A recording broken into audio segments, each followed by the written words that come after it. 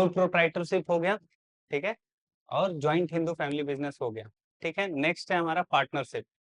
Partnership का मतलब क्या होता है? पार्टनरशिप नाम से ही समझ में आ रहा है कि दो या दो से ज्यादा लोग मिल करके कुछ काम कर रहे हैं, ठीक है, तो पार्टनर्स हो गए वो। तो पार्टनरशिप जो है वो एज अ सोल्यूशन है, ठीक है। किस चीज का सोल्यूशन है? तो सोल प्रोप्राइटर के सोल्यूशन के लिए पार्टनरशिप लाया गया। सोल प्रोप्राइटरशिप में बेसिकली क्या था कि एक सिंगल ओनर था और वो जो चीजें जैसे चाहता था वैसे डिसाइड करे, वैसे अपने बिजनेस को चलाए। लेकिन सोल प्रोप्राइटरशिप में रिस्क बहुत ज्यादा था, कैपिटल बहुत कम आ सकता था, ठीक है, क्योंकि अकेले आदमी के पास बहुत सारा पैसा नहीं था, और मैनेजमेंट जो है वो बहुत अच्छे से नहीं कर पाता था। तो इन सब चीजों को दूर करने के लिए, इन सारी दिक्कतों के लिए, इन सॉल्यूशंस के लिए आया पार्टनरशिप, ठीक है। अब पार्टनरशिप में क्या हो जाता है कि दो या दो से ज्यादा लोग हैं तो रिस्क सब लोग आपस में बांट लेते हैं, ठीक है, तो रिस्क कम हो गया। कैपिटल सब लोग पैसे लेकर के आएंगे, कैपिटल भी ज्यादा हो जाएगा। और जो मैनेजमेंट है वो मैनेजमेंट भी सब लोग अच्छे से अपने अपने हिसाब से, जिसको जो आता होगा, जो जिस चीज में बेटर होगा वो फील्ड देख लेगा, तो मैनेजमेंट भी बेटर हो गया। जो पार्टनरशिप है वो इंडियन पार्टनरशिप एक्ट 1932 के हिसाब से चलता है, ठीक है। मतलब 1932 में एक एक्ट लाया गया इंडियन पार्टनरशिप से रिलेटेड, और उसके थ्रू ये चलता है। इसके हिसाब से क्या डिफाइन किया गया, तो उसमें कुछ टर्म्स हैं, जैसे persons agreed to share profit या फिर लॉसेस या फिर जो भी चीजें, कि कुछ दो या दो से ज्यादा लोग मिल करके और अग्री करते हैं कि हम प्रॉफिट्स को शेयर करेंगे, ठीक है। प्रॉफिट किस चीज में शेयर करेंगे? तो बिजनेस में, जो भी काम कर रहे हैं, जो भी बिजनेस कर रहे हैं, उस बिजनेस में हम अपना प्रॉफिट शेयर करेंगे, ठीक है। और ये बिजनेस कौन चलाएगा? बिजनेस को कैरी कौन करेगा? कौन इस बिजनेस को रन करेगा? तो ये बिजनेस या तो सारे पार्टनर्स मिल करके चलाएंगे, कैरिड बाय ऑल, या फिर any one acting for all, या फिर कोई एक पार्टनर जो बाकी सबके लिए काम कर रहा है, ठीक है। सपोज करो कि एक बिजनेस है, उसमें चार पार्टनर्स हैं, ए, बी, सी और डी। अब ये जो चार लोग हैं, इन चारों लोगों ने मिलकर के अग्री किया कि हम प्रॉफिट को शेयर करेंगे, बिजनेस को चलाएंगे। और ये इस बिजनेस को कौन चलाएगा? या तो चारों वहां पे बैठेंगे, चारों मिलकर के बिजनेस को चलाएंगे, या फिर इनमें से बाकी के जो है उनके पास टाइम नहीं है, उनका अपना जॉब है, तो ए जो है ये इन सबके लिए बिजनेस को चलाएगा, ठीक है।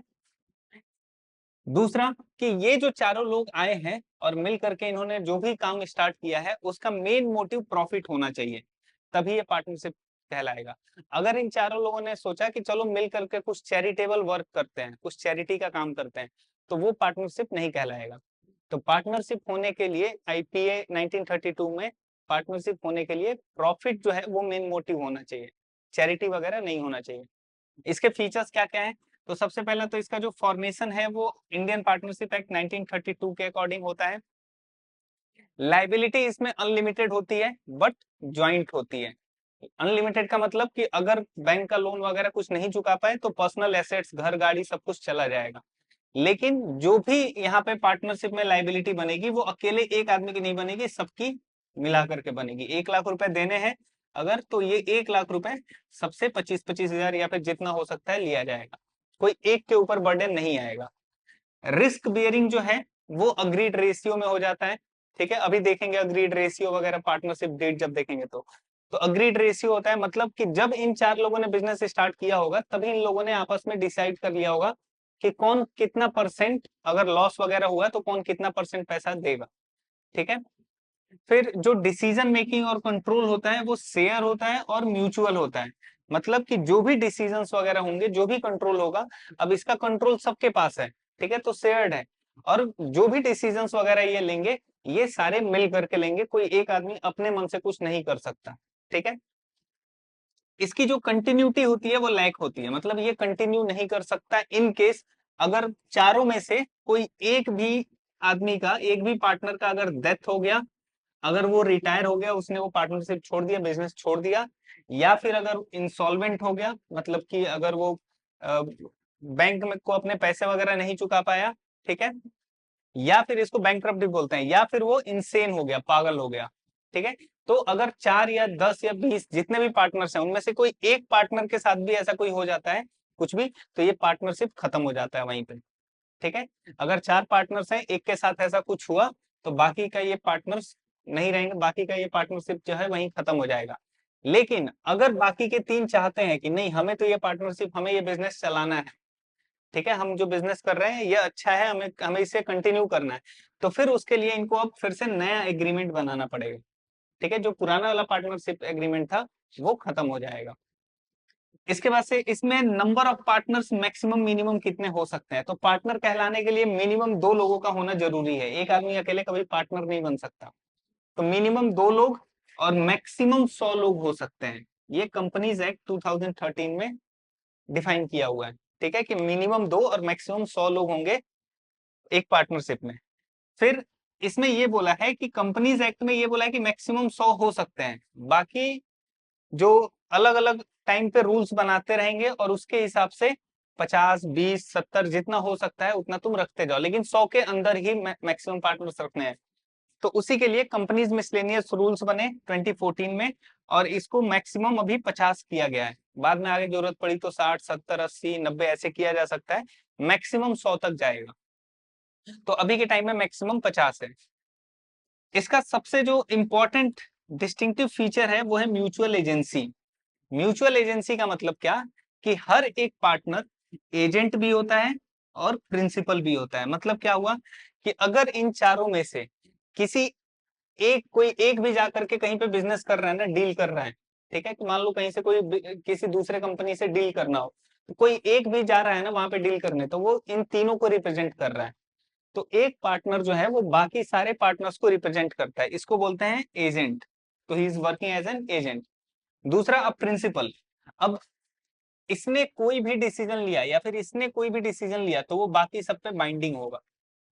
ठीक है, और इसी पे अगर ये बोले कि तुमने ये डिसीजन लिया है, ए ने ये डिसीजन लिया है, तो मैं इसका क्यों भुगतान करूं, मैं क्यों मानूं, तो ऐसा नहीं हो सकता। जो भी इसने डिसीजन लिया है इससे ये भी बाइंडेड होगा। ठीक है, मतलब कि अगर मान लो इन फ्यूचर डी कोई डील करके लाया, ठीक है, और उस डील से इस कंपनी को नुकसान हो गया, और ए और बी बोले कि नहीं ये डील तो डी ने किया था, तो इसका सारा हर्जाना भी डी ही भरेगा। ठीक है, तो ऐसा नहीं हो सकता। जो भी डिसीजन ये लेगा वो बाकी सब पे वैसे ही बाइंडिंग होंगे। इसके मेरिट्स क्या क्या होते हैं, तो सबसे पहला तो इसको फॉर्म करना और क्लोज करना बहुत आसान होता है, इसके लिए कोई बहुत ज्यादा लीगल वो नहीं है, सिंपल एक एग्रीमेंट बनता है और उसके बेसिस पे ये फॉर्म हो जाता है। डिसीजन मेकिंग बहुत बैलेंस्ड होता है। क्यों, क्योंकि डिसाइड कैसे होता है, किसी भी बिजनेस में अगर 3-4 लोग हैं तो सबका अपना अपना एरिया ऑफ एक्सपर्टीज है, कि कोई मार्केटिंग में बहुत अच्छा है, कोई प्रोडक्ट बनाने में अच्छा है, कोई पिच करने में अच्छा है, कोई उसको बेचने में अच्छा है। तो सब अपने अपने हिसाब से फंक्शन करते हैं, अपने एक्सपर्टीज के हिसाब से। तो इस वजह से यहाँ पे डिसीजन मेकिंग बहुत बैलेंस्ड और बहुत अच्छा होता है। फंड्स ज्यादा आ जाते हैं क्योंकि ज्यादा पार्टनर्स हैं तो ज्यादा कैपिटल लेकर के आएंगे। रिस्क एक पे नहीं जाता, शेयर हो जाता है। और सिक्रेसी रहती है। सिक्रेसी का मतलब क्या, कि अभी आगे पढ़ेंगे, जैसे प्राइवेट लिमिटेड कंपनीज वगैरह हुई, तो उनका जो भी एनुअल उनका रिवेन्यू आया, एनुअल जो उनका लॉस हुआ, एनुअली जो उनका प्रॉफिट हुआ, ये सब कुछ उन्हें वेबसाइट वगैरह पे डालना पड़ता है, पब्लिक डोमेन में रखना पड़ता है, पूरी पब्लिक उनको पढ़ती है। ठीक है, जानती है कि कोई कंपनी कैसे फंक्शन कर रहा है। लेकिन सोल प्रोप्राइटरशिप हुआ या फिर पार्टनरशिप हुआ, तो इसमें जो भी इनके बिजनेस के अंदर हो रहा है वो इनको किसी को बताने की जरूरत नहीं है। ठीक है, कहीं भी लीगली रिक्वायर्ड नहीं है कि आप इस वेबसाइट पे डालिए या फिर यहाँ पे रखिए, तो ये किसी को भी दिखाते नहीं है। तो सिक्रेसी मेंटेन रहती है। इसके लिमिटेशंस क्या क्या है, तो एक तो अनलिमिटेड लाइबिलिटी होती है। ठीक है, अनलिमिटेड लाइबिलिटी का मतलब क्या, सेम अगर इनके लॉसेस वगैरह हुए तो पर्सनल एसेट से वो भरना पड़ेगा। दूसरा, लिमिटेड रिसोर्सेज हैं। लिमिटेड रिसोर्सेज का मतलब क्या, कि अगर एक बार में 3-4 पार्टनर बन गए तो अब यही 4 रहेंगे। अलग से पार्टनर लाना है तो फिर सबका वो म्यूचुअल कंसेंट चाहिए, आगे नया पार्टनर एग्रीमेंट बनाना पड़ेगा, तो ये सब चीजें हो जाती हैं। कन्फ्लिक्ट होने के चांसेस बहुत ज्यादा रहते हैं। 3-4 पार्टनर हैं तो हम अक्सर उनमें किसी भी डिसीजन, किसी भी बात को लेकर के झगड़े हो सकते हैं। ठीक है, थोड़े बहुत भी झगड़े होने लगे तो फिर वो पार्टनरशिप, वो बिजनेस जो है वो खत्म हो जाता है। कंटिन्यूटी नहीं रहती, कोई एक पार्टनर भी चला गया तो पार्टनरशिप एग्रीमेंट बिना काम का हो जाता है। और कोई भी पब्लिक कॉन्फिडेंस नहीं रहता। पब्लिक का कॉन्फिडेंस क्यों नहीं रहता इसमें, क्योंकि पब्लिक के पास कोई डेटा आया ही नहीं है। पब्लिक वही समझेगी जो तुम बताओगे, जो ये पार्टनर्स बताएंगे। अगर ये कंपनी प्राइवेट लिमिटेड कंपनी वगैरह होता तो वहां पे पब्लिक डोमेन में सब कुछ रखा जाता, पब्लिक जानती कि पिछले साल इनका कितना प्रॉफिट या लॉस हुआ, तो पब्लिक को कॉन्फिडेंस रहता है। इनमें पब्लिक को कॉन्फिडेंस नहीं रहता है। अब नेक्स्ट आता है टाइप्स ऑफ पार्टनर्स, कि पार्टनर्स किस किस टाइप के होते हैं। तो एक तो हुआ नॉर्मली कि जैसे चार लोग आए एबीसीडी और चारों लोगों ने मिल करके एक बिजनेस स्टार्ट कर दिया और चलाने लगे, ठीक है। अब इसके अलावा भी बहुत टाइप के पार्टनर्स होते हैं। जैसे मान लो कि कुछ लोग ऐसे हुए जो बोले कि मैं पार्टनर तो बन जाऊंगा, मैं पैसे तो लगा दूंगा, बट मेरे पास जॉब है, मैं जॉब नहीं छोड़ सकता, तो मैं बिजनेस में काम नहीं कर सकता, मैं सिर्फ पैसे लगाऊंगा, ठीक है। कोई बोले कि मेरे और भी बिजनेसेस हैं, मेरे और भी चीजें हैं, मैं सिर्फ पैसे दे रहा हूँ और मुझे प्रॉफिट लॉस चाहिए, लेकिन इसके अलावा मैं कुछ भी काम नहीं करूंगा, ठीक है। तो ऐसे अलग अलग तरह के पार्टनर्स आते हैं। तो इनमें जैसे एक आता है active partner, sleeping partner, secret partner, nominal partner, partner by estoppel या फिर पार्टनर बाय होल्डिंग आउट। अब इनका मतलब क्या होता है? तो एक्टिव पार्टनर का मतलब कि अगर ए बी सी डी चार पार्टनर्स हैं, तो ये चारों के चारों कैपिटल भी कंट्रीब्यूट करते हैं, मतलब चारों के चारों बिजनेस में पैसा भी लगाएंगे, चारों के चारों मैनेजमेंट भी देखेंगे, और ये प्रॉफिट और लॉस भी शेयर करेंगे। इनको बोलते हैं एक्टिव पार्टनर्स, ठीक है। दूसरे आते हैं स्लीपिंग या फिर डोरमेंट पार्टनर्स, ठीक। क्या हुआ? स्लीपिंग या डोरमेंट पार्टनर का मतलब क्या हुआ कि ऐसा पार्टनर है जो कि सो रहा है, जो कि दिख ही नहीं रहा है कहीं भी, ठीक है। तो ये कैसा पार्टनर है? तो ये पैसे तो कंट्रीब्यूट कर देता है, बट ये मैनेजमेंट में पार्टिसिपेट नहीं करता है, ठीक है। वही हो गया कि मेरे पास जॉब है 9 to 5, मैं बिजनेस में हाथ नहीं बटा सकता, बट मेरे पास पैसे पड़े हैं, कुछ पैसे लेकर के जाओ, अपने दोस्त को दे दिया और बिजनेस करो और उससे मुझे प्रॉफिट और लॉस दे देना, ठीक है। तो प्रॉफिट और लॉस शेयर हो जाता है, बट ये मैनेजमेंट में पार्टिसिपेट नहीं कर सकता क्योंकि टाइम नहीं है। तीसरा आता है सीक्रेट पार्टनर, ठीक है। सीक्रेट पार्टनर का मतलब क्या है कि ऐसा पार्टनर जो कि बताना नहीं चाहता कि मैं पार्टनर हूं, ठीक है। तो जो सीक्रेट पार्टनर होता है वो कैपिटल तो देता है, मैनेजमेंट में सीक्रेटली बहुत हेल्प करता है, ठीक है, मतलब किसी को पता ना चले, और प्रॉफिट और लॉस भी शेयर करता है। अब सीक्रेट पार्टनर कहाँ बन सकता है कोई? सपोज करो कि मान लो मेरा टी शर्ट का, मान लो कि मेरा एक टी शर्ट का बिजनेस है ऑलरेडी, ठीक है। और या फिर मान लो मैं कहीं पे जॉब करता हूँ, ठीक है, और वहां पे जहां पे मैं जॉब करता हूँ वहां पे ये पॉलिसी है कि मैं जॉब करते हुए किसी भी दूसरे तरह का काम नहीं कर सकता, ना तो फ्रीलांसिंग कर सकता हूँ, ना कोई बिजनेस कर सकता हूँ, ना कोई दूसरा जॉब कर सकता हूँ, कुछ नहीं कर सकता। अगर ऐसा मैं कुछ भी करता हूँ तो मुझे जॉब से निकाल दिया जाएगा। तो अब अगर मुझे मान लो कोई बिजनेस स्टार्ट मेरा दोस्त कर रहा है, मुझे उसका आइडिया अच्छा लगा और मैं चाहता हूँ कि इस बिजनेस में मैं भी पैसे लगाऊं, और जब ये बिजनेस अच्छा चलने लगेगा तो मैं खुद ही जॉब छोड़ दूंगा, तो फिर मैं वहां पे सीक्रेट पार्टनर बनूंगा, ठीक है। फिर आता है नॉमिनल पार्टनर। नॉमिनल पार्टनर मतलब नाम का पार्टनर, ठीक है। ये ना तो पैसे देता है, ना तो ये मैनेजमेंट में पार्टिसिपेट करता है, ये बस प्रॉफिट और लॉस रेयरली कभी शेयर कर लेगा तो कर लेगा, नहीं तो प्रॉफिट और लॉस भी शेयर नहीं करता है। तो जब ना तो इसको पैसे देने हैं, ना तो मैनेजमेंट करना है, ना तो इसको प्रॉफिट लॉस लेना है, तो फिर ये पार्टनर क्यों बना, ठीक है।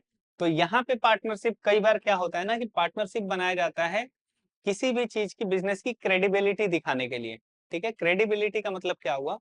मान लो कि मेरा कोई बिजनेस है, मान लो मेरा शूज का बिजनेस है या फिर टी शर्ट्स का बिजनेस है, और मेरा लिंक है किसी हाई फाई आदमी से, मान लो किसी क्रिकेटर से या फिर किसी बॉलीवुड स्टार से, थोड़ा बहुत लिंक है।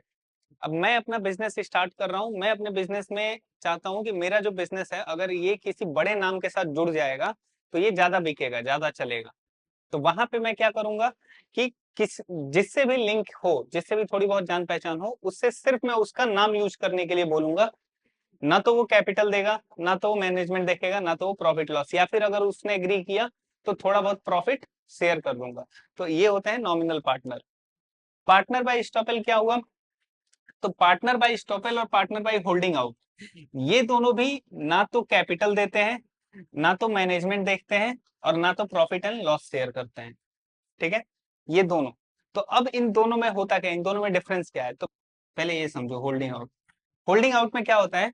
मान लो कि कोई बिजनेस है और उस बिजनेस में एक बैंक मैनेजर है, और मैं इस बैंक मैनेजर को अपना पार्टनर दिखा रहा हूं, ठीक है। I am impersonating him as a partner of my business, ठीक है। और ये उसको डिनाई नहीं कर रहा, ठीक है, ये मना नहीं कर रहा, ये बैंक मैनेजर को पता है कि मैं इसको अपने बिजनेस का पार्टनर दिखा रहा हूँ, बट ये मना नहीं कर रहा, तो इसको बोलते हैं पार्टनर बाय होल्डिंग आउट। ठीक है, अब यहाँ पे अगर कुछ भी गड़बड़ी हुई तो ये भी लायबल होगा थर्ड पार्टी में। ठीक है, मतलब इस पे भी वो चीजें आएंगी जो कि कंपनी के ओनर्स पे आएंगी, जो कि पार्टनरशिप में ओनर्स के ऊपर आएंगी, क्योंकि इसको पता था, इसने डिनाई नहीं किया। तो यहाँ पे कोई और इसको इम्पर्सोनेट कर रहा है। ठीक है, मतलब कोई और तीसरा, मतलब मैं इसको दिखा रहा हूँ कि ये मेरा पार्टनर है और ये डिनाई नहीं कर रहा है, तो समवन एल्स इज इम्पर्सोनेटिंग हिम। ठीक है, बाई एस्टोपल में क्या हुआ कि वो जो आदमी है वो खुद अपने आप को इम्पर्सोनेट कर रहा है। ठीक है, कि मतलब यहाँ पे भी सेम चीज है कि ये अब किसी बिजनेस का पार्टनर दिखाया जा रहा है, जबकि एक्चुअली में है नहीं, लेकिन यहाँ पे मैंने नहीं इसको दिखाया, ये खुद ही दिखा रहा है। ठीक है, तो इसको बोलते हैं पार्टनर बाई स्टॉपेल।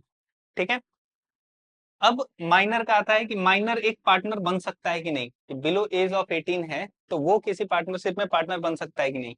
तो इंडियन कॉन्ट्रैक्ट एक्ट क्या कहता है, इंडियन कॉन्ट्रैक्ट एक्ट 1872, कि अगर कोई भी माइनर बिलो एज ऑफ 18, कोई भी बच्चा अगर पार्टनरशिप में आया और उससे कोई कॉन्ट्रैक्ट साइन करवाया गया एग्रीमेंट का, तो वो जो कॉन्ट्रैक्ट है, वो जो एग्रीमेंट है, वो वॉइड माना जाएगा, मतलब उसको सही नहीं माना जाएगा। ठीक है, क्यों? क्योंकि 18 एज के नीचे कोई भी बच्चे के पास इतनी समझ नहीं होती कि वो कॉन्ट्रैक्ट के सारे रूल्स एंड रेगुलेशन, सारे पॉइंट्स को अच्छे से समझ पाए, तो इस वजह से उसके द्वारा साइन किया गया कोई भी कॉन्ट्रैक्ट मान्य नहीं होगा। लेकिन अगर पार्टनर्स ने अग्री किया कि हम एक माइनर को इसका पार्टनरशिप में पार्टनर बनाएंगे, तो वो बना सकते हैं, लेकिन वो जो बच्चा है वो सिर्फ और सिर्फ प्रॉफिट शेयर करेगा, लॉसेस में वो हिस्सेदार नहीं होगा। सेम चीज यहाँ पे, क्योंकि वो बिलो 18 है तो वो डिसीजंस नहीं ले सकता, उसको पता नहीं चलेगा क्या सही है क्या गलत है, तो उसमें जो भी लॉसेस वगैरह जितनी भी चीजें होंगी वो उसका हिस्सेदार नहीं होगा, सिर्फ प्रॉफिट्स लेगा।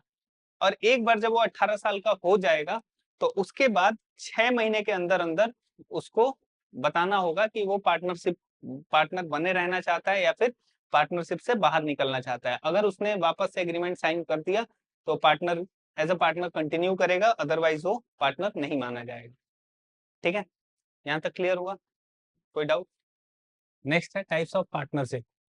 तो जैसे एक तो पार्टनरशिप अभी हमने पढ़ा किस किस तरह के होते हैं, एक होता है ड्यूरेशन बेस्ड पार्टनरशिप, एक होता है लाइबिलिटी बेस्ड पार्टनरशिप। ड्यूरेशन का मतलब क्या कि एक फिक्स टाइम के लिए, एक पीरियड ऑफ टाइम के लिए वो पार्टनरशिप बन रहा है। ठीक है, जैसे एक होता है पार्टनरशिप एट विल, मतलब इच्छा के इच्छा से, कि जब भी किसी पार्टनर का मन करेगा वो एक नोटिस देगा और अपने आप को विड्रॉल कर लेगा उस पार्टनरशिप से।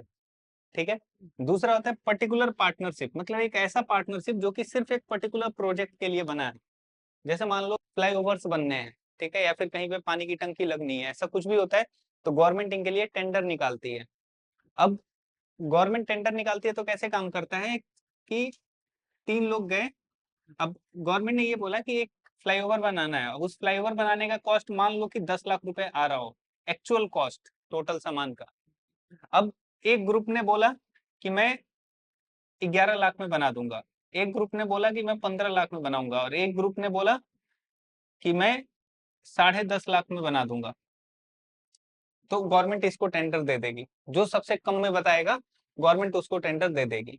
अब ये सी के पास इतने पैसे नहीं है 10.5 लाख रुपए, पहले क्या होगा कि ये सी बना करके देगा गवर्नमेंट को, फिर गवर्नमेंट पैसे दे देगी, या फिर ये बाद में धीरे धीरे निकलवाएगा गवर्नमेंट से। तो अब इसके पास इतने पैसे नहीं है कि ये टेंडर लेकर के और ये काम करा दे, तो ये क्या करेगा कि ये डी हो गया, ई हो गया, इन लोगों के साथ पार्टनरशिप कर लेगा कि चलो हम सब लोग मिला करके ये बनाएंगे और इससे हमको इतना फायदा होगा। ठीक, तो जैसे ये प्रोजेक्ट खत्म हुआ ये पार्टनरशिप अपने आप खत्म हो जाएगा, तो ये होता है पर्टिकुलर पार्टनरशिप। एक होता है लाइबिलिटी बेस्ड, मतलब एक तो होता है जनरल पार्टनरशिप, एक होता है लिमिटेड पार्टनरशिप। जनरल पार्टनरशिप का मतलब क्या कि एक नॉर्मल पार्टनरशिप है जहाँ पे सारे लोग, वही जो अभी हमने पूरा का पूरा पढ़ा कि ABCD 4 लोगों ने मिलकर पार्टनरशिप किया, सब पे अनलिमिटेड लाइबिलिटी वगैरह है, रजिस्ट्रेशन कंपलसरी नहीं होता इनका। लिमिटेड पार्टनरशिप क्या होता है, अब लिमिटेड का मतलब क्या कि अगर कुछ हुआ तो मेरे एसेट्स वगैरह नहीं जाएंगे।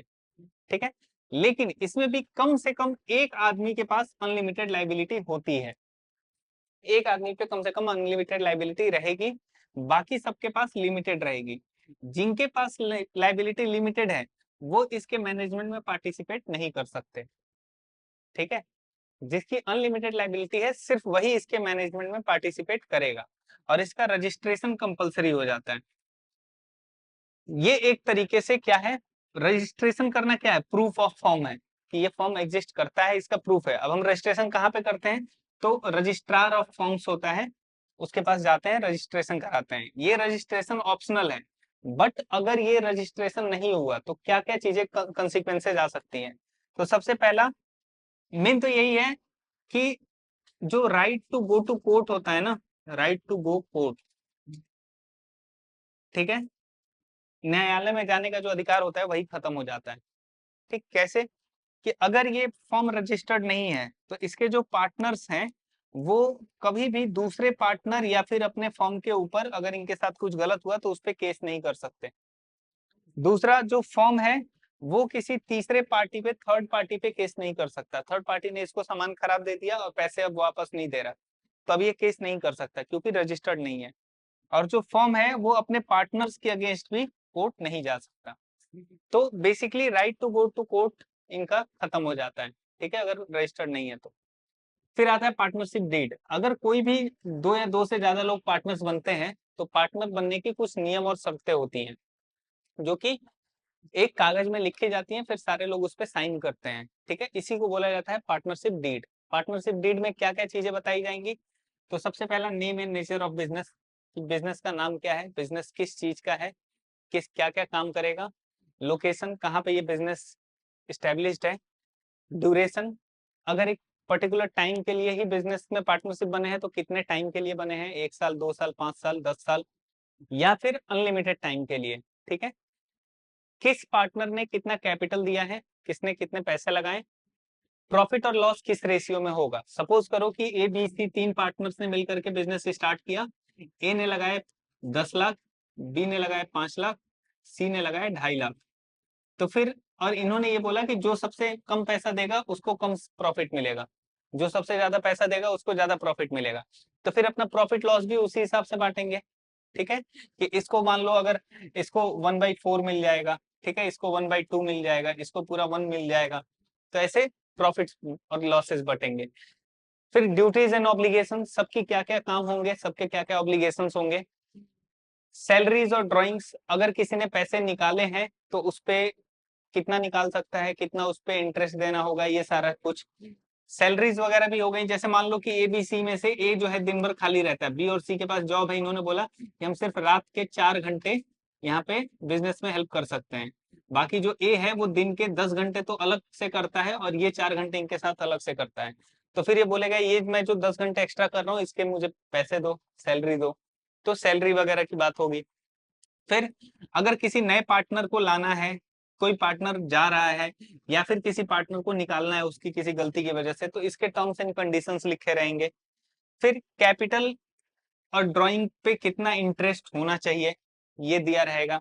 जैसे नॉर्मली अगर लिखा नहीं है डीड में तो कैपिटल पे कोई भी इंटरेस्ट नहीं मिलता, ज्यादा पैसे भी लगा दिए तो उस पर तुमको कोई पैसा नहीं मिलेगा, लेकिन अगर ड्रॉ करते हो तो उसमें 6% नॉर्मली हमको इंटरेस्ट देना होता है।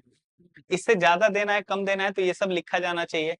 अगर हमको फॉर्म को खत्म करना है, डिसॉल्व करना है, तो उसका प्रोसीजर क्या होगा, कैसे खत्म करेंगे, जो अकाउंटिंग होगा, जो ऑडिटिंग होगा, वो कैसे प्रिपेयर होगा। जैसे एक तो होता है ईयर ही चूज करना कि हम normally 1 April to 31 March choose करते हैं, लेकिन किसी को अपनी अकाउंटिंग और ऑडिटिंग 1 जनवरी टू 31 दिसंबर होना चाहिए, तो वो यहीं पे लिखेगा, वो यहीं पे मेंशन करेगा। और अगर इनके बीच में आपस में कोई डिस्प्यूट हो गया, कोई कॉन्फ्लिक्ट हो गया, झगड़ा हो गया, तो उसको कैसे सॉल्व करेंगे, उसको सॉल्व करने का तरीका क्या होगा। ठीक, यहाँ तक कोई डाउट, कोई डाउट नहीं।